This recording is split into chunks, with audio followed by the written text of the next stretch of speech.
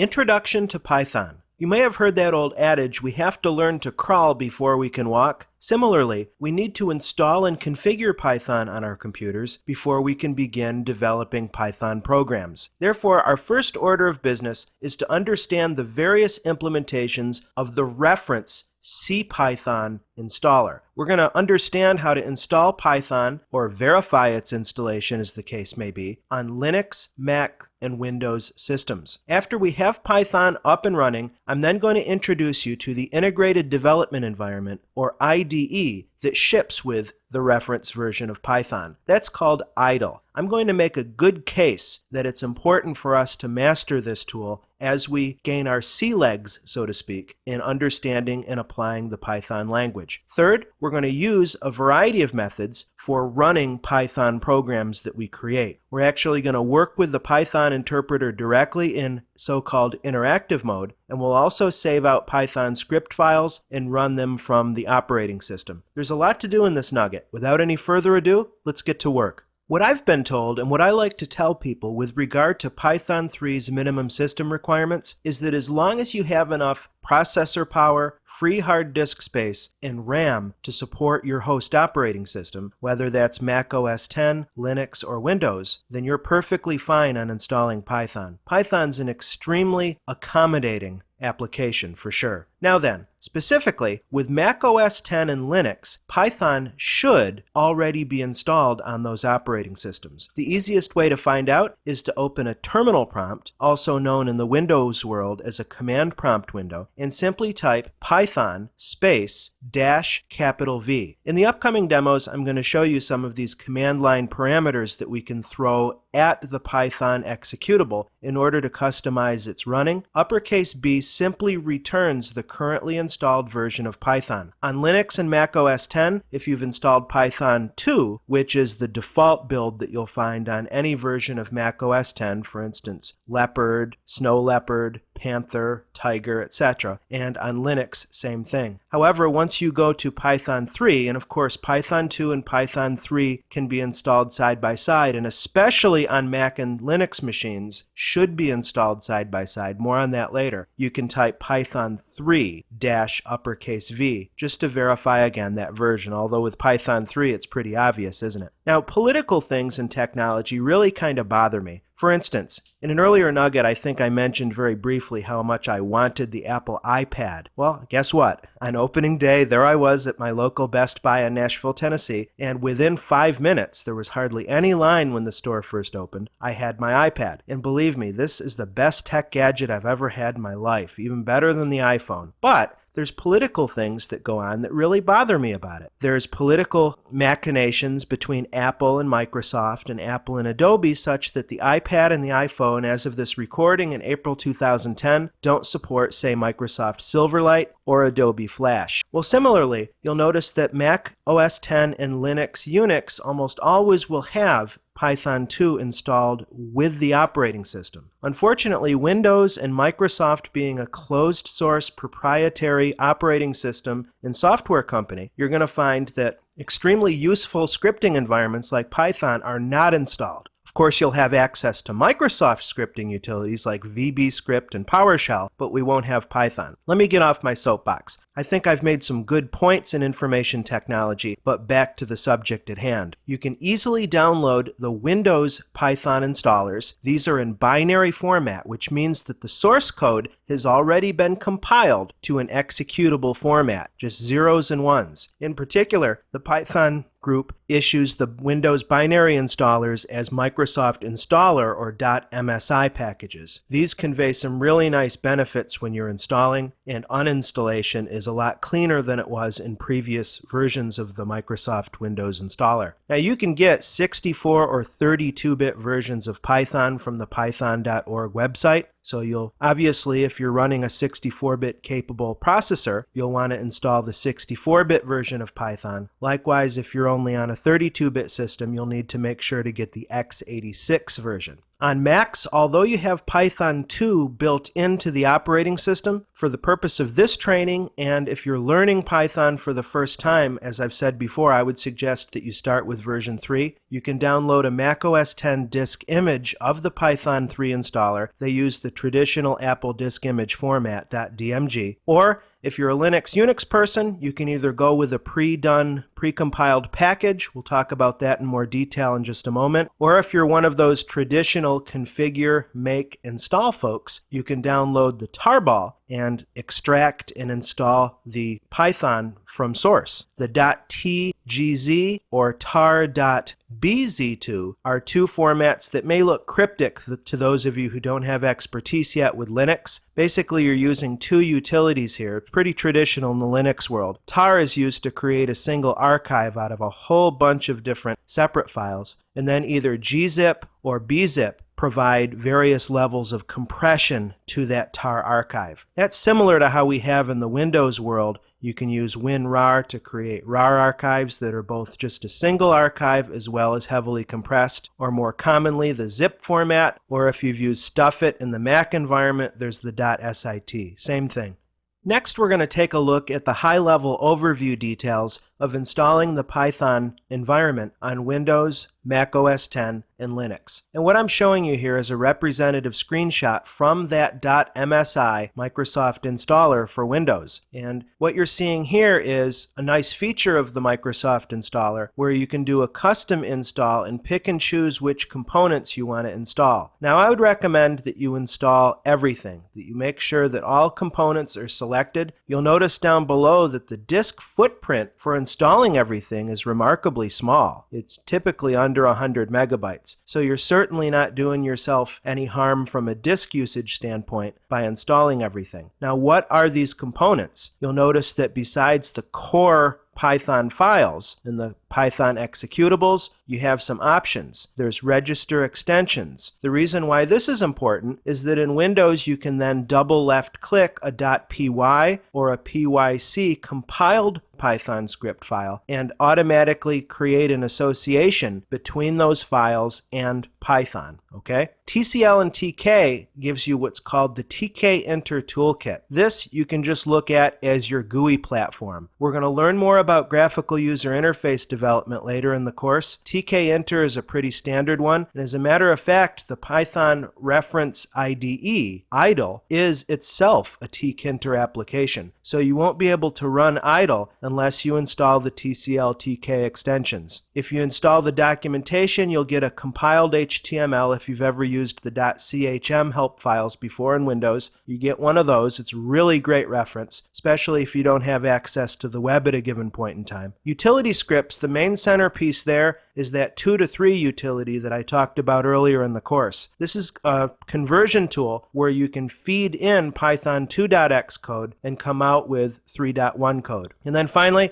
there's a test suite that can be helpful for debugging purposes or internal testing. The earliest version of Mac OS X you're going to want to try installing Python 3 on is Mac OS 10.3. Chances are you're running at least 10.4, if not Snow Leopard, which is the current version, 10.6, of the Mac OS X operating system as of this recording in spring 2010. And here we're seeing the analogous custom install screen on Mac. You'll notice that the options here are named a little bit differently. Instead of tkinter, it says GUI applications. Of course, we're going to want to install that. Notice that the Python framework cannot be deselected. Unix command line tools, that's important for you to keep selected so you can, for instance, run Python 3 at a terminal shell in Mac to launch the Python interpreter directly. There's our link to install Python documentation. The shell profile updater option is also crucially important in my opinion. That will automatically set the appropriate environment variables such that Python can be found in your user search path. And then finally, this is a potential gotcha that I want to make you aware of, the Fix System Python. Please do not select this option unless you have an extremely compelling reason to do so. Here's the deal. Remember that Mac OS X does have Python 2 installed by default. Accordingly, you have some Mac OS X routines that rely upon that Python environment. If you choose Fix System Python, then that's going to scrub your Mac system and change all references to Python 2.x to Python 3.x, whatever version you're installing. Therefore, to avoid those compatibility issues, make sure you don't choose fixed system Python. In other words, you want to have Python 2.x and 3.x running side by side. There's no problem with that in a Mac environment. Actually, there's no problem with that in any operating system environment. And now for something completely different, to bring up yet another Monty Python reference. That's neither the first nor the last one. It just goes with the territory. Let's look at the details for Linux installation. Now, of course, as I said, Python 2.x is typically going to be installed in your Linux distribution, but if you want to install version 3 as well, you have plenty of options. If you're not a compile from source person, you can certainly grab a pre-done binary package. The two main application package formats that,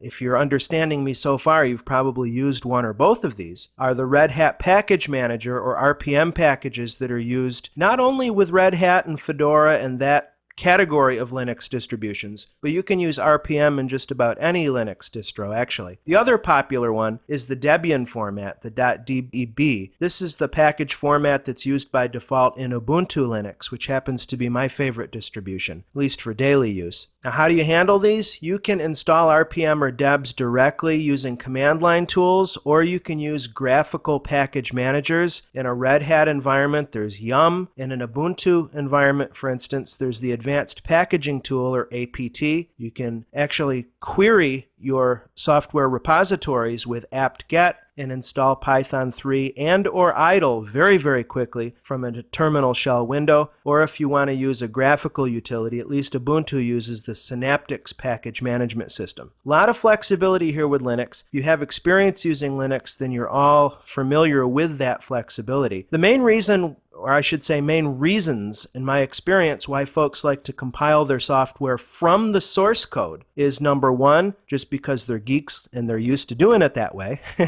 And just as commonly, number two, is that you typically have much greater control over the installation process when you're starting from those underlying source files. You'll never see this in Microsoft, of course, because Microsoft is a proprietary closed shop. On the other hand, Python and the Python Software Foundation, I'm sure, is proud of this. Python is official open source software. You can look right down to the module and code level to see what goes into Python. And at least with the reference version that we're using, you'll recall that the underlying development language is C. So anyway, you would run this configure, make, install process in order to fully customize your Python installation. There's certainly less to customize here than there would be, for instance, if you were to compile, say, the MySQL database from source. But it's still an option, and I'm actually going to run this process to show you what it looks like if you've never seen it in the upcoming demo. The bottom of this whiteboard, you see a screen capture from the Ubuntu Software Manager, where just with a few clicks of the mouse, we can install Python 3 and or IDLE. Linux software installation has come such a long way in the last 10, 12 years or so. It's so much easier than it used to be.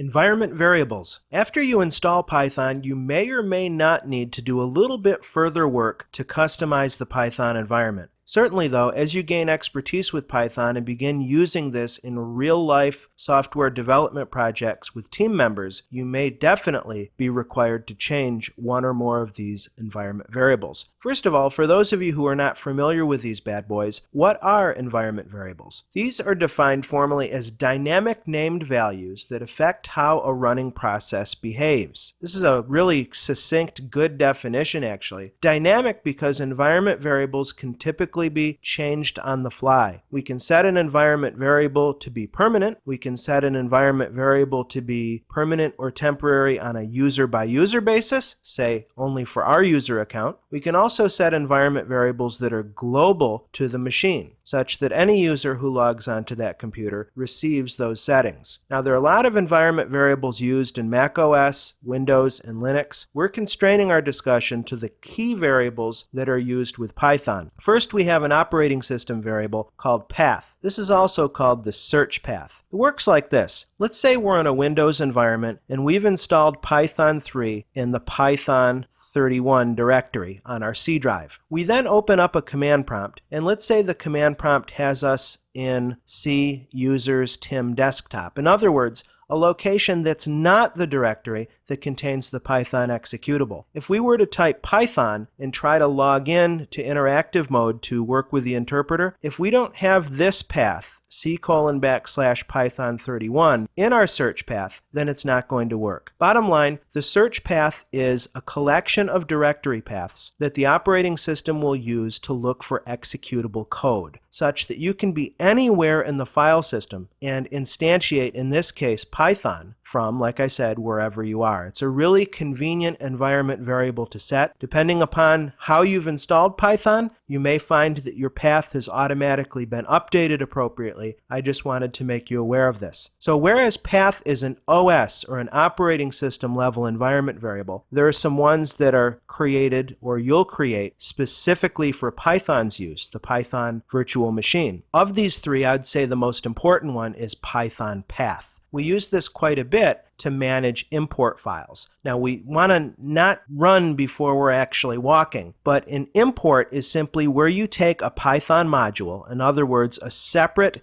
.py file that contains additional functionality, formally called attributes. You can also look at these as functions and classes that you want to add into your project. It's a really great way to modularize and reuse code, so that in our top level py file, we would create or write an import statement to bring in that external module. Python path is important because we don't have to qualify where this module that we're importing is coming from. We would just make sure that if the module is located in a directory that's not in our current Python path, we would edit the Python path to include that folder such that the Python virtual machine simply knows when you run import foo, it knows where to find foo.py, and then you'll have that code available to you in your script file. More on that much later. This is just the barest of introductions. Python startup, in my experience, isn't used all that much. This is used to set up an initial working environment on your machine. You can consider Python startup to be kind of an autoexec.bat file if you're familiar with that in Windows. This is going to be a sequence of one or more Python statements that you want to execute prior to the launch or as the interpreter is launching. Finally, we have TCL library and TK library. These are Python variables that point to the tkinter GUI variables. Lots of different ways to set environment variables. Specifically, you can go to the command line on Linux machines and use export to set, for instance, a Python path. You want to be careful when you're using command line tools to manage environment variables. For instance, let's say we wanted to add the path user local lib py3 to our Python path. So this would be a folder or a directory on our Linux or Mac system that was going to contain some modules that say we downloaded and we want to be transparently available in our Python projects. Well, if I just ran this export command, I'm going to overwrite my existing Python path. So typically what you'll do when you're appending to a path is in Linux you'll say import Python path equals, and what we'll do is simply write export Python path equals, and then we'll pass in the $path environment variable colon, and then we can add our new directory. Same thing works in Windows. From a command line in Windows, we can use set Python path equals,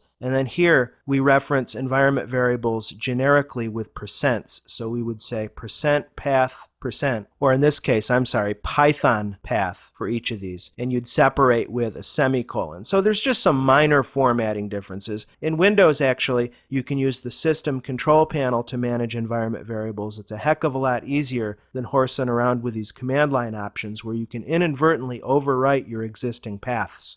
It's time for our first demo. In this demonstration, I'm going to show you how to install Python 3 from source on an Ubuntu Linux machine. Then we're going to run through a binary installation on Windows, and then we'll work a little bit with environment variables so you can get a better feel for how those work with Python. Here we are on LinNugget 1. This is an Ubuntu 9.10 box. I'm going to open up a terminal shell here. And before we get to installing Python 3, let's verify that we have Python 2.x installed. And we can do that by running Python with the uppercase V. Remember, the case is important here for these parameters. Uppercase V. We see that the latest and greatest edition of Ubuntu comes with Python 2.6.4. and is located in user bin, and then there's the Python executable. No big surprise. I'm now going to transition over to my desktop and display the contents of my Python 3.1.2 tarball that I downloaded from www.python.org. We'll then minimize, and I want to take you out onto the web so we can see where to download this tarball in the first place at www.python.org/download. And you notice that the current production versions as of this recording are 2.6.5 and 3.1.2, and we're learning 3 with a nod to Python 2. But an important point that should be mentioned, I did mention it earlier in the training, is that at least at this point, most existing or more existing third-party software is compatible with Python 2 than Python 3. So let's come right down to Python 3.12. You'll notice we can grab the x86 MSI for Windows, that's the 32-bit, then we have the x64, it's actually both, but primarily we'll do this for 64-bit machines. There's our Mac OS X installer DMG file, and then finally you can download the tarball. This is the source code for Python 3.1.2 either as just a regular compressed tarball with gzip, or you can get a bzipped, which is simply more highly compressed. Same exact contents, it's just a difference in compression ratio. So I've grabbed one of those tarballs, and you can use tar and gzip if you want to do this stuff from the command line, but most windowing Linux's system, Ubuntu certainly included, will allow you to extract the files upon download. So to do this from source, to install Python from source, traditionally what you do is you run the configure script and create what's called a makefile. Because this path, home desktop Python 3.12, is not in my current search path environment variable, you might recall or might not that in Linux you specify // that tells Ubuntu to look in the current directory, and we run configure. Now the configure script is where you can customize exactly how you want your installer, your binary installer, what you want it to look like. I'm just going to do a plain vanilla configure. What happens during the configure step, besides getting ready to create your binary installer, but it's looking at your system, reading all your system's environment variables, and it's looking to test for dependencies. Many years ago, dependencies were a huge stumbling block in compiling software from source. You'd have to keep rerunning the configure script over and over and over as you discovered dependency modules that weren't installed, and you had to go and install them. In this system, this latest and greatest version of Ubuntu, I think we're pretty fine. We have all of our dependency modules already installed. Assuming the configure script completes properly, we can then use the make utility, and I'm going to use sudo here to make sure I'm elevating my credentials. I'll put in my password for trainer and then go ahead. And what the make step does is it takes the results of your configure script and any changes you've made to that script to customize the installation, and the C compiler in Linux here is now building a binary installer that will then install in step 3. Alrighty then, once the make happens, the final step, and again I'm going to sudo this just to be safe, we run make install to run the binary installer, unpack the files to their destination. Of course, changing the installation directory is one of many things that you can do by editing the configure script directly. We don't need to worry about it in this case though. Process finished. Let's clear the screen. And if we run Python 3 with the v/, we can see our specific version of Python is 3.1.2. We run which on Python 3. We see that the default installation directory is user local bin, and then to launch the tool, we can simply run Python 3 to log directly into the interpreter. The fact that I was able to do this from a directory other than user local bin tells me that the path environment variable has already been set up for us in that default configure script. Control D is a keyboard shortcut that you should be well familiar with on Mac and Linux machines. Control D is going to take you out of the interpreter and out back into your operating system shell prompt. Now let's transition over to Windows, and I'll show you how to do a binary installation on that platform. Now we're on WinNugget. This is a Windows 7 desktop computer, and I've already visited python.org and I've downloaded the appropriate binary installer. I want you to know, in passing, that although we're working with CPython, the reference implementation that's given to us courtesy of the Python Software Foundation, a company called ActiveState, who is a member of said foundation, they have their own build of Python. The current one that they have is 2.6, but it's called ActivePython, and it's simply another distribution of Python that you might see in the literature. We may talk about this a little bit in the future. It has some extras thrown in that the reference build doesn't, especially for Windows developers. I just wanted to make you aware of that in passing. For our case though, here's our Python 3.1.2 Microsoft installer package. You see it weighs in a little under 14 megabytes, very small. We'll double click this guy to kick off our installer. The first question we're asked by the Python setup installer is, are we installing this for all users or just for the local user? Well, I'm going to choose all users. The default installation location is CPython31. I would recommend you keep that or a similarly really short path just for convenience. Here's where we get to our customize screen as I showed you in the whiteboard portion. We're going to leave all of this enabled and just let her cook. It couldn't be simpler, really. Alrighty then, it's finished. So let's click Finish, and then we'll open up Start and All Programs to take a look at what's going on. You'll notice that we have a new item in our Start menu, Python 3.1, and you'll see we have Idle, Module Docs, and Python Command Line. Those are our three options. We're going to become very familiar with those as we go along. But first though, let's address the issue of environment variables. We're not going to worry about the Python specific ones now. We're going to deal with those as we move along in the course and get deeper and deeper. But certainly we're going to want to be concerned with the path environment variable, the operating system one. As you see, I'm opening an elevated command prompt here, and it defaults me to C Windows System 32. Let me go to the root of drive C and type Python. It tells us that it's not recognized as a command. That's simply because the file's not in our search path. Now, while we can open a command prompt, or keep that one open actually, and use the set command to adjust that search path, in Windows I think it's much easier to, in 7, we can open up Start, right-click the computer item, come down to Properties. This is simply a shortcut to going into Control Panel and launching the System Control Panel directly. And in the task area, we'll select Advanced System Settings, and on the Advanced page of the System Properties Control Panel, we'll select Environment Variables. And under System Variables, this, by the way, is where you'll want to choose New to create your Python path, Python startup, etc. But if you just want to add to your path, your executable program file search path, we can select Path from the Variables list, choose Edit, go to the end of the list, throw in a semicolon, and then add the directory to your Python executable to this list. In my case, it's C Python31. So we'll OK out of this, restart, and then we'll give it a try. Now that we've returned from our restart, let's open an elevated command prompt again.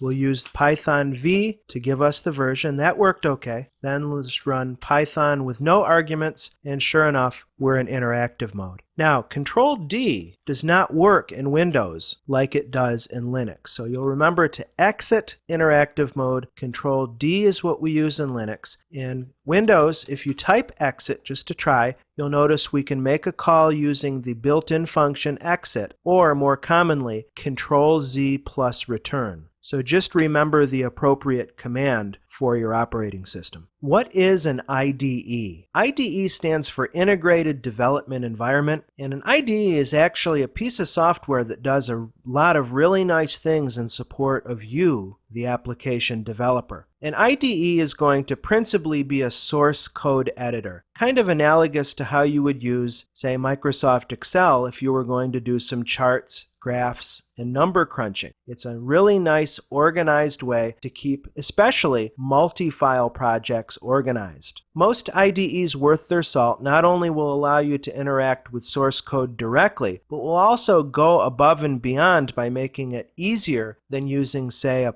Notepad or TextMate or Vim or Emacs, just a plain text editor. An IDE will typically give you features like code completion. So as you're typing in statements and methods and functions, you'll find that the IDE suggests things to you. This can help the beginner begin to identify how syntax works, and then as you gain intermediate proficiency and then expertise with Python, you'll find that it just improves your development speed because you can type part of a function name or part of a method, let's say, and then hit Enter or Tab, and Python will complete the rest of that statement for you. That can be helpful, at least in my personal experience, to avoid the human error of fat fingering and making keyboard errors. Now, Python, as you know, is meant to be eminently readable. So code folding is not as important in Python as it is in other languages like the C languages. Code folding refers to being able to collapse your statement blocks. So instead of looking at a source code file with all of your procedures and routines expanded, code folding enables you to fold those up and then selectively expand code blocks to make the code easier to understand. Simple as that. An IDE will also typically offer syntax highlighting. Now for me this is irrelevant because I'm very colorblind, but so long as you have proper color perception, you can then figure out what your variables are, what your functions are, what your methods are, and all this because these different elements will be highlighted in a user configurable color. An IDE is also generally going to allow you to directly run your code in testing. For a compiled language, like the C languages, the compiler will actually do a quick build of your code and then present you with the interface, the actual runtime environment. In Python, remember that we're dealing with interpreted code, so this step is going to be much faster. But it's nice because you can make tweaks to your code and then immediately see the result. Many IDEs also have builders and automated packagers included in them. Visual Studio from Microsoft is a good example. This makes it easier not only to finally compile your code if you're using a compiled language that is, but also develop final runtimes that you would then pass along and get ready to distribute to your users. When we're developing software, debugging is just a necessary evil. It's part of the process. We can look at it positively, though, as a learning experience, certainly. IDEs typically give us a much bigger leg up on debugging problems in our code by allowing us to do things like setting breakpoints, where you can flag your code at a certain point, and then when you run the compile or interpret step to run the code and test it, you can stop at that breakpoint or just simply see what the value of particular variables are at times in your code. It's really useful, and we'll pick this up later in the course. So I hope I've sold you on how useful an IDE can be to software development. Now you'll find that IDEs are somewhat controversial in the Python community in particular. I think some experts feel that an IDE abstracts too much of the underlying what's going on in your Python program from the programmer. Similarly to how I remember when I went through school and learned math, calculators were introduced very late in the game. So we had to do just standard pen and paper number crunching. And I think nowadays, in fact I know nowadays, the majority of secondary schools are using calculators as a rule. So an old stodgy person like myself would wonder, is the calculator abstracting too much of the mathematics and making it more difficult for the student to understand the building blocks?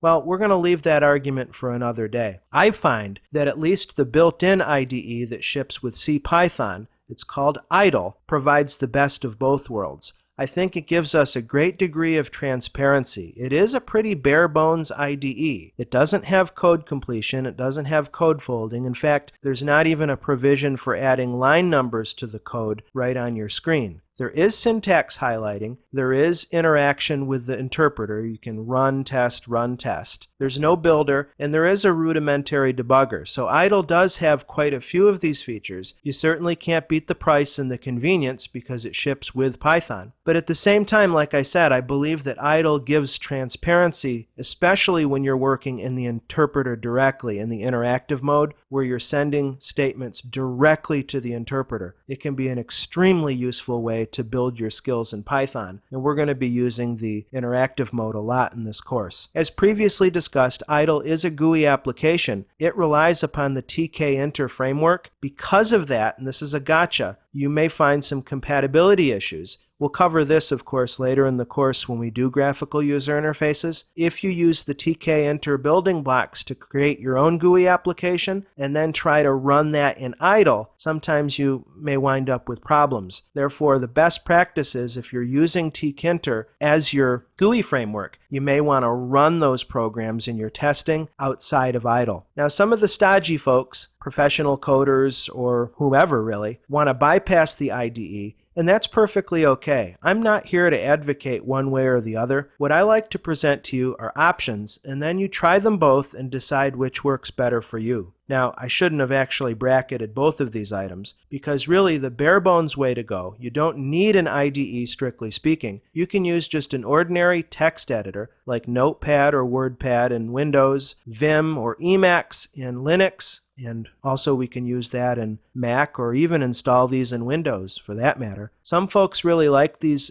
really bare-bone tools. Certainly I would recommend against, in the strongest terms, you using something like Microsoft Word for your source code, because of course Word adds all sorts of other gobbledygook in the file. It's not just your code. But like I said, that's another way to work. Do your source code in a text editor and then just call Python directly from a terminal shell. If you're interested in alternate IDEs, we're going to be covering these in a great degree of depth in the tail end of this course. But just to wet your whistle now, there's at least one really dynamite open source IDE. It's from Sun Microsystems and it's called NetBeans. Actually, there's another one that's in the open source space called Eclipse. And both of these are multi-language IDEs. In other words, although Sun Microsystems creates and maintains Java, therefore NetBeans, you can tell right from the name, is principally intended for Java development. You can plug in Python support and use NetBeans as a really rich and robust IDE for your Python projects. Similarly, Eclipse is the same thing. It'll function as an IDE for a variety of languages, Python certainly included. If you're willing to spend some extra money to get some premium features, the two main ones that I've used and would recommend are ActiveState Komodo IDE and WingWare Wing IDE. More on those later though. I'm just trying to wet your whistle, as I said, get you interested. Alright, so at this point we've covered how to install Python on a variety of OS platforms. We've done some work with setting environment variables. We then discussed idle a little bit. Incidentally, I wrote this on the whiteboard, the previous whiteboard, but I forgot to actually tell you. Remember how Python has its name derived from Monty Python's Flying Circus? IDLE is actually not an acronym. It's a reference to Eric Idle, a member of, you guessed it, Monty Python. So the humor continues. The humor continues. So that brings us to how do we actually run Python programs. I mentioned that, especially in the hacking, ethical hacking, and penetration testing community, Python scripts are used a lot to automate some really cool tasks there. Python's also big in systems administration. You can automate your work. Simple as that. So therefore, you may download .py files from the web,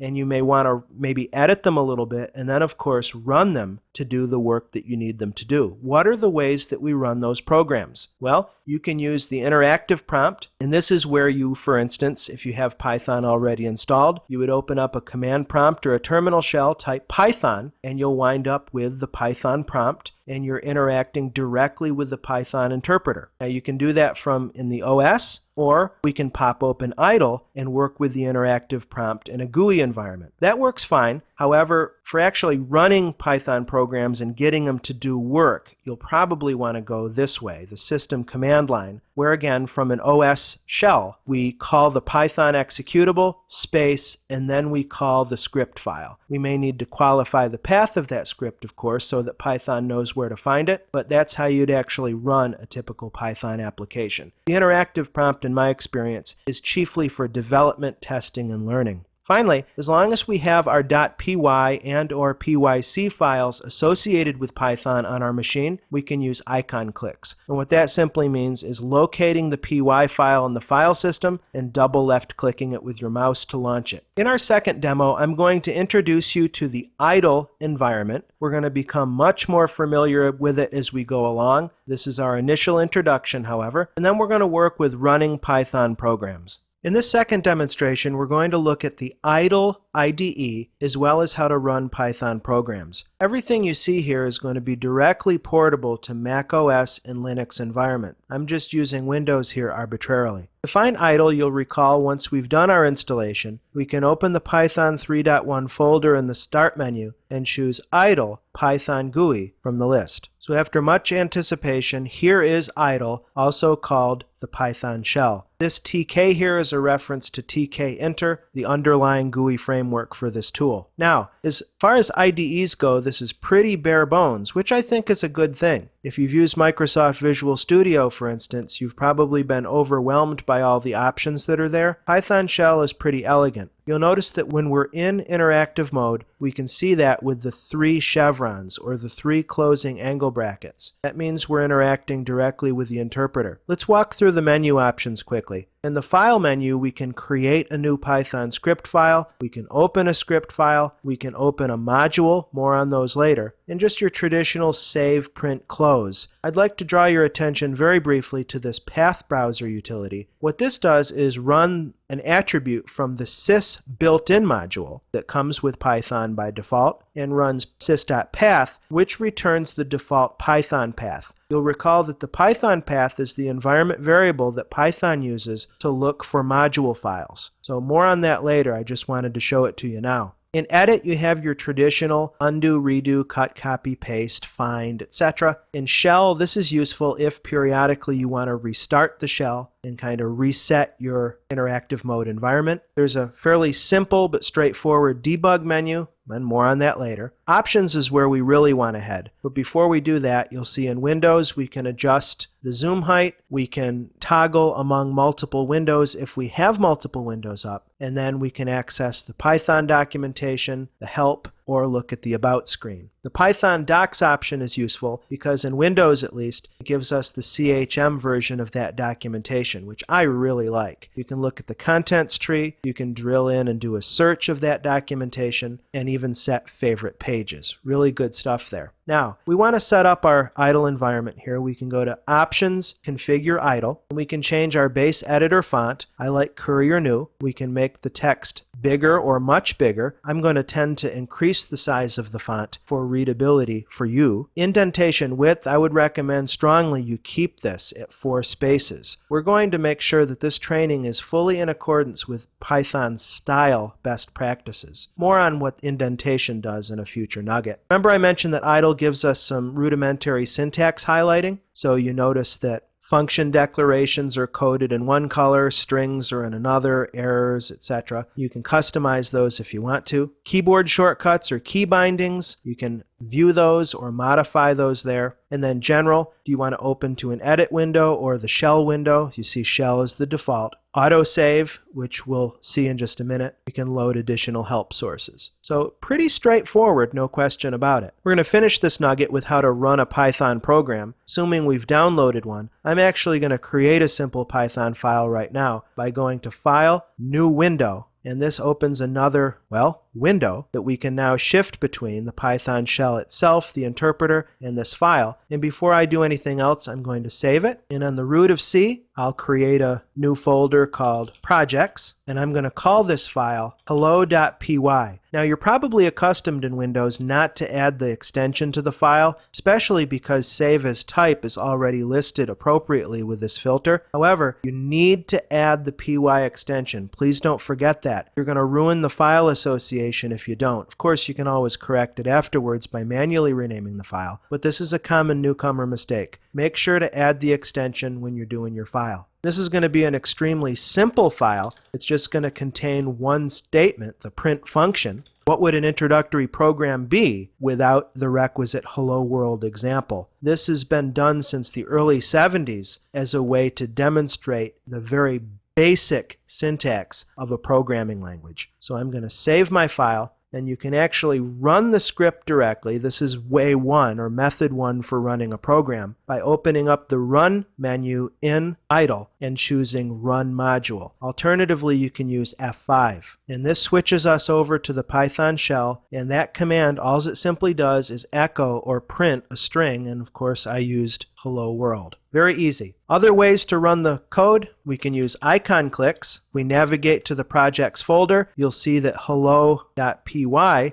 has a little snake on it. That tells us that the association is correct. We can double left click it, and you might be surprised by what you saw. You saw just a flash, didn't you? That's one of the things that Windows does that you'll simply need to handle in your code. Now in this case, we didn't put in a pause of any kind. So it just simply opens a command interface window, a command prompt window, displays the hello world text, and then goes away. There are lots of things we can do to keep that window open, and we'll be working with those in the future. Final thing we're going to do is run the command using the Python executable. All we have to do here is type Python space and then a path to the file. Of course, we could just do python hello.py if we were in the projects folder. Otherwise, we have to provide the fully qualified path. And there it is, hello world. Introduction to Python review. In this nugget, we looked at how to install Python on your system. Technically, we looked at verifying whether Python is installed, and then I showed you how to install a new version of Python under Linux, Mac, and Windows. Therefore, your operating system bases should be covered. After we installed, we understood how to customize the Python environment by using environment variables. I then gave you an initial introduction to the IDLE integrated development environment, and we set that or framed that in a larger context of those two development modalities. That is to say, using the IDE or simply using text editor and the Python executable directly. Both equivalent methods. Choose which one you find easier. And then finally we looked at just a very simple question of how do we run a Python program that we may have been given or we may have downloaded from the web. I hope that this has been informative for you, and I'd like to thank you for viewing.